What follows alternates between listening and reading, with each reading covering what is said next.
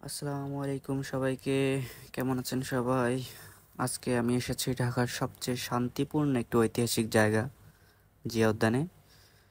ইতিহাস, প্রকৃতি, নগর জীবনের ছোঁয়া সবকিছু একসাথে অনুভব করা যায় এই জায়গায়। চলুন ঘুরে দেখা যাক। আমি এখন লেক রোডে সাইকেল চালাচ্ছি। এই রাস্তার দুই পাশে রয়েছে গাছের সারি। এছাড়া একদিকে রয়েছে জাতীয় সংসদ ভবন এবং অপরদিকে রয়েছে লেক ও জিয়া উদ্যান। সকালে বা বিকেলে হাঁটা বা সাইকেল চালানোর জন্য একদম পারফেক্ট জায়গা।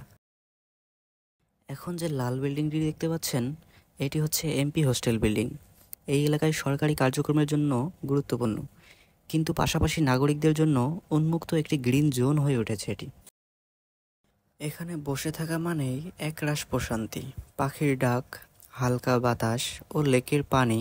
মানসিকভাবে রিফ্রেশ হতে চাইলে এর চেয়ে ভালো জায়গা নেই।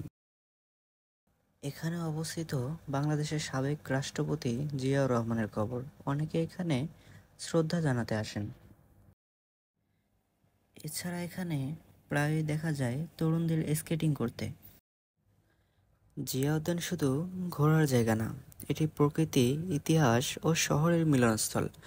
ভিডিওটি যদি ভালো লেগে থাকে তাহলে অবশ্যই একটি লাইক দিন এবং কমেন্ট করে জানিয়ে দিতে পারেন আপনার মূল্যবান মন্তব্যটি।